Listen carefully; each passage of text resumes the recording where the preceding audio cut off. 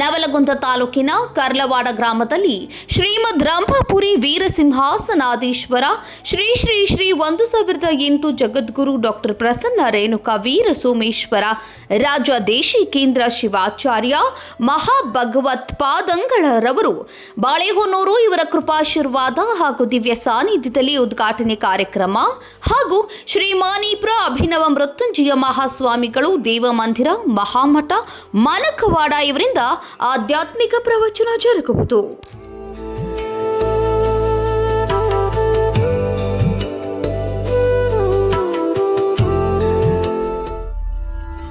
ನೀವು ನೋಡ್ತಿದ್ದೀರಾ, ಇದು ನ್ಯೂಸ್ 88 ಕನ್ನಡ, ಸುದ್ದಿಯ ಜೊತೆ ಸದಾ ನಿಮ್ಮೊಂದಿಗೆ.